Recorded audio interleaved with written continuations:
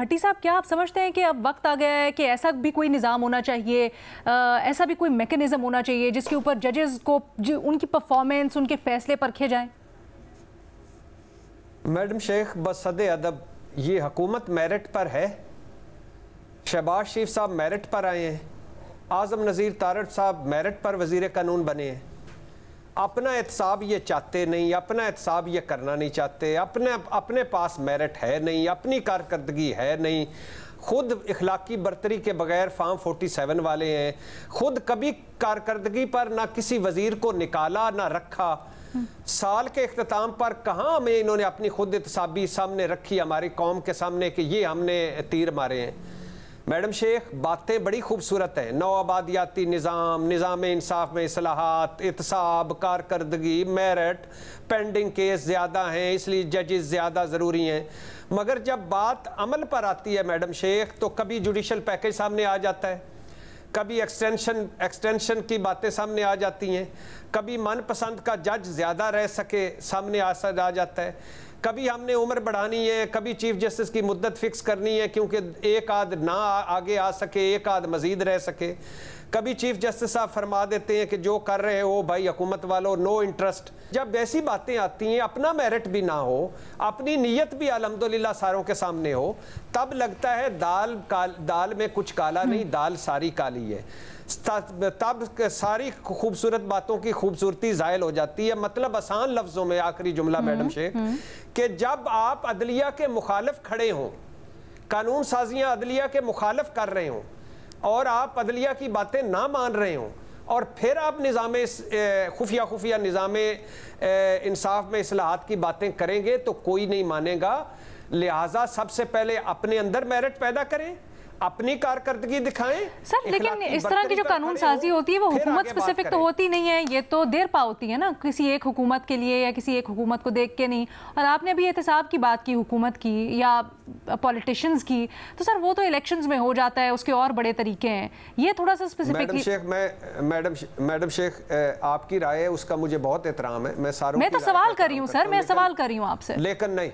लेकिन नहीं, हाँ। मैं नहीं मानता कि ये इलेक्शन कोई, हमारे यहाँ जिस तरह के इलेक्शन होते हैं, अच्छा। परफॉर्मेंस पे जरदारी यानी मेरिट और परफॉर्मेंस पे सिंध में पीपल्स पार्टी हुकूमत बनी है। आप परफॉर्मेंस पे महमूद खान की हुकूमत के बाद पाकिस्तान तहरीक इंसाफ की हुकूमत बनी है, परफॉर्मेंस पे मरियम नवाज साहब आई हैं। सर अगर इस तरह से लेने तो फिर वो सरफराज बुगटी साहब लगे हैं। सर अगर ऐसी बात है तो फिर साकिब निसार साहब ने पनामा का फैसला कैसे दिया, फिर बाकी कैसे हुआ, उसकी किस्से कहानियां हम आपसे ही सुनते हैं। It goes both ways sir, it goes both ways. नहीं, मैं मैडम शेख, मैंने कहा ना कि आप रखें इलेक्शन को, इसको भी रखें, लेकिन आपका मैकेनिज्म गवर्नमेंट के अंदर भी होता है। कभी हमें पता चले कि इस वजीर ने परफॉर्म ठीक नहीं किया, इसको हटा दिया है, बिल्कुल ऐसे होता है। परफॉर्म अच्छा किया, इसे बढ़ा दिया, ऐसा बिल्कुल होता है। कभी कोई हमने पाकिस्तान तहरीक इंसाफ के जमाने के अंदर देखा कितने वज़रा चेंज होते थे। शहजाद कुछ कहना चाह रहे हैं सर, जरा उनका पॉइंट ले लें, का टाइम कम हो गया है। महमद ने भी कुछ कहना है, मुख्तसर रखिएगा प्लीज। तारा साहब ने ये भी कहा कि जो नीचे लोअर जुडिशरी है उसमें कुछ हद तक ये मैकेनिज्म है, लेकिन उसके क्या असरात अब तक हमने देखे हैं। यहाँ तो अभी भी ये बातें होती रहती है कि इन्फ्लुएंस करके जो है जजेस को तब्दील कर दिया। अभी इमरान खान के जो 3 फैसले आए उसमें कितने कितने बड़े लूप होल छोड़े गए, तो क्या उनकी डिमोशन हो जाएगी उन जजेस की? उनमें से एक जज साहब तो वो थे जब उन्होंने पनामा का फैसला दिया तो बहुत बुरे जज थे, अब जो उन्होंने इमरान खान के खिलाफ फैसला दे दिया है तो उनकी बड़ी अप्रिसिएशन होती है हुकूमत की जानिब से। तो फिर इसको किस तरीके से गेज करेंगे? तो मुझे तो नहीं लगता कि इस वक्त तो जो ज्यादा तनकीद होती है और बुरे फैसले हाई कोर्ट में जाके उठ जाते हैं, सुप्रीम कोर्ट में जाके उठ जाते हैं। शहजाद, ये आपका बड़ा अहम पॉइंट है, क्योंकि एक मिसाल आपने दी, दूसरी तरफ की मिसाल हमने देखी जहां पर बन्नू में वो हुमायूं दिलावर जिन्होंने तोशाखाना का रेफरेंस दिया था, उनके खिलाफ कोई इंक्वायरी खुली हुई है, हम सुन रहे हैं। एजाज सैयद साहब, आप बताइएगा, आपकी राय इस मामले के ऊपर क्या है? देखिए, जज्बाती बातें अपनी जगह, लेकिन ये एक हकीकत है कि पाकिस्तान में आज अगर जमहूरियत में भी खराबी है तो उसमें एक बहुत बड़ी वजह, मेरे ख्याल में सियासतदानों से भी पहले जो बड़ी वजह है वो जजेस है, हमारी जुडिशरी है। आज आम आदमी को अगर इंसाफ नहीं मिल रहा तो उसमें जाहिर है जुडिशरी में फ्लॉज है, और उन फ्लॉज को एड्रेस करने के लिए कोई भी हुकूमत जो कोई कोशिश करे तो मेरे ख्याल में वो कोई गलत बात नहीं है।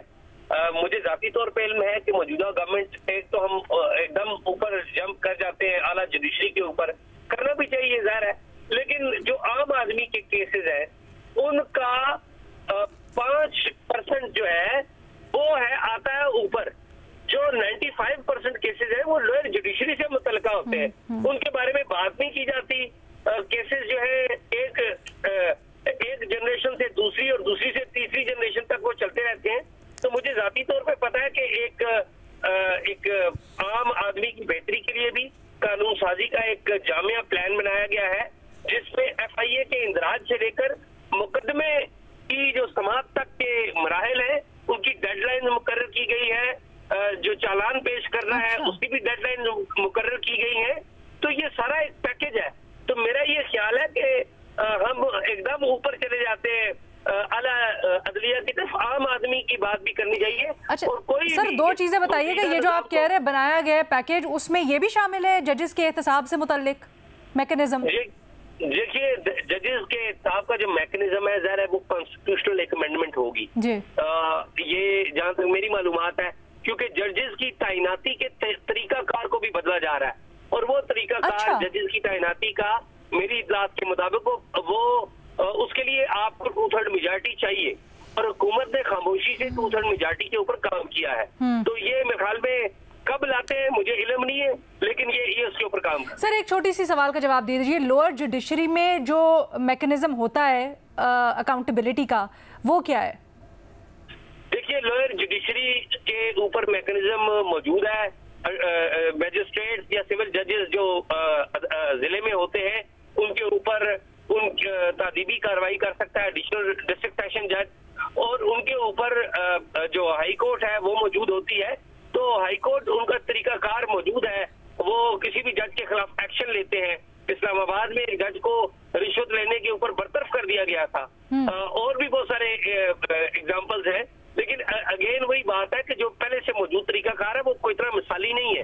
इफ्तिखार चौधरी साहब के बाद से हमने देखना शुरू किया कि जजेस जो है हाई कोर्ट के, वो आमतौर पे जो आला अदलिया के जजेस हैं वो अपनी लॉ कंपनियों या लॉ कंपनियों के जजेस लाते, तो वो मसाइल तो पैदा होते हैं। महमल कुछ ऐड करना चाह रही है? बहुत मुख्तसर महमल। जी जी बिल्कुल मुख्तसर से बात मैं करना चाह रही है इसी सारे से रिलेटेड। देखिए ना, बात है कि जुडिशियल रिफॉर्म्स जो, ये कोई नहीं कह रहा कि जुडिशियल रिफॉर्म्स नहीं होने चाहिए।